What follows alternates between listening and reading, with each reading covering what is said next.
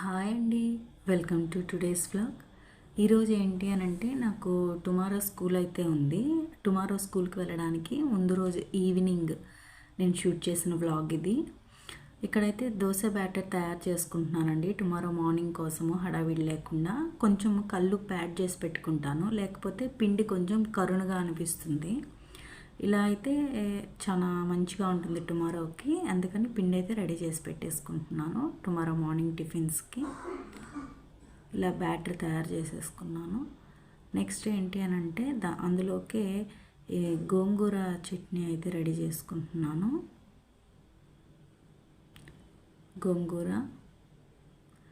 కొద్దిగా గోంగూర అంటే తీసి పక్కన పెట్టుకున్నాను అనమాట. నెక్స్ట్ డే చిరాకుతో కలిపి కర్రీ చేసుకోవచ్చు అని చెప్పేసి హాఫ్ గోంగూర మాత్రము చట్నీ చేసి పెట్టుకున్నాము. హాఫ్ గోంగూర అయితే అలాగే ఉంచి పెట్టుకుంటున్నాను వాష్ చేసేసి. ఒక స్టీల్ బౌల్లోకి ఆ చట్నీ తీసుకొని స్టోర్ చేసేసుకుంటున్నాను. ఈవినింగ్ టైమ్సే నెక్స్ట్ డే మార్నింగ్ స్కూల్కి కావాల్సినవన్నీ అయితే ఇలా అరేంజ్ చేసేసుకుంటాను ఫ్రీ టైం దొరికినప్పుడు.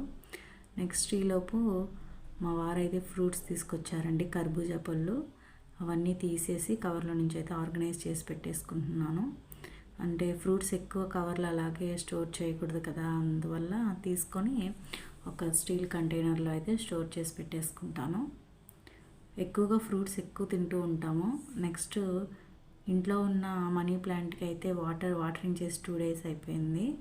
అందుకని ఒకసారి చెక్ చేసుకుంటున్నాను వాటర్ కంటెంట్ ఏమైనా తగ్గిందా అనేసి. ఒకవేళ తగ్గితే మళ్ళీ వాటర్ అనేవి యాడ్ చేస్తూ ఉంటానన్నమాట. చూస్తే వాటర్ అయితే మంచిగానే ఉన్నాయి కాబట్టి వాటర్ అయితే యాడ్ చేయలేదు. ఒకసారి చెక్ చేస్తూ ఉన్న ప్లాంట్స్ అన్నీ కూడా ఈ విధంగా చెక్ చేసుకుంటూ ఉంటాను ఎవ్రీ 2 daysకి ఒకసారి. కాబట్టి ఇవి 2 years అయిపోయినా కూడా ప్లాంట్స్ 2 years కూడా దాటిపోతున్నా కూడా అలాగే ఉన్నాయి.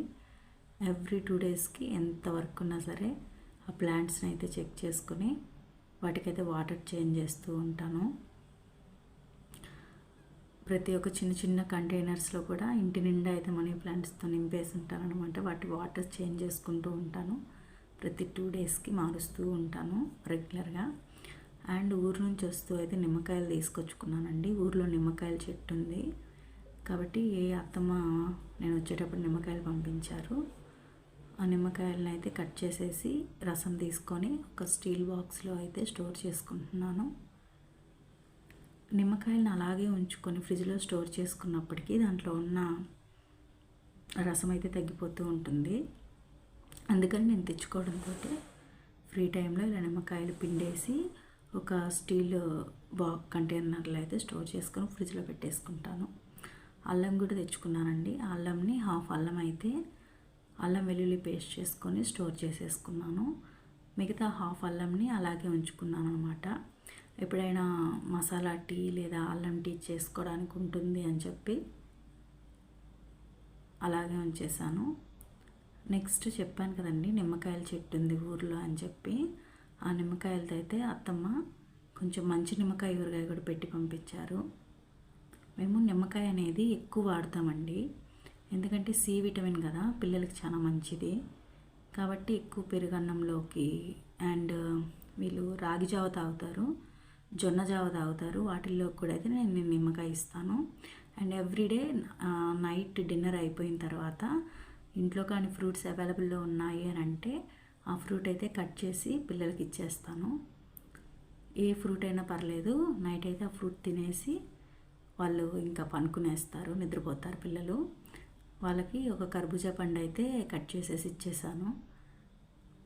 నెక్స్ట్ ఏంటి అని అంటే నైట్ నేను ఖచ్చితంగా చేసే పని, మార్నింగ్ నుంచి ఈవినింగ్ వరకు గ్యాస్ స్టవ్ చాలా క్లమ్జీగా అయిపోయి ఉంటుంది కాబట్టి నీట్గా ఆ గ్యాస్ స్టవ్ అయితే క్లీన్ చేసేసుకుంటాను. ఇంకేం వంట చేయను, అన్ని పనులు అయిపోయాయి, ఇంకా గ్యాస్ స్టవ్తో ఇంకేం పని లేదు అనుకున్నప్పుడు ఇంకా నిద్రపోయే ముందుగా అయితే గ్యాస్ స్టవ్ని ఒకసారి కాలిన్తో ఇలా క్లీన్ చేసి పెట్టేసుకుంటాను. నీట్గా అయిపోతుంది. అప్పుడేంటి అని అంటే నెక్స్ట్ డే నేను వంట చేయడానికి నాకు కొంచెం మంచిగా అనిపిస్తుంది అనమాట. అదే ఇలాగే కొంచెం బాగాలేకుండా ఉంచుకొని అలాగే పనుకునేసాము అని అంటే నెక్స్ట్ డే ఇంట్రెస్ట్ రాదు వర్క్ చేయడానికి. కాబట్టి ముందు రోజే క్లీన్ చేసేసుకుంటాను. నీట్గా క్లీన్ చేసేసుకున్నాను అనమాట. కాలిన్ వేసేసి క్లీన్ చేసేసుకుంటాను. ఇప్పుడైతే నా ప్రొఫెషనల్కి సంబంధించిన ఎగ్జామ్ పేపర్స్ అండి. ఇప్పుడు అంతా ప్రోగ్రామింగ్స్ లాస్ట్కి వచ్చేసాయి, మార్చ్ కాబట్టి ఒక స్కూల్కి సంబంధించిన ఎగ్జామ్ పేపర్స్ ఇవన్నీ.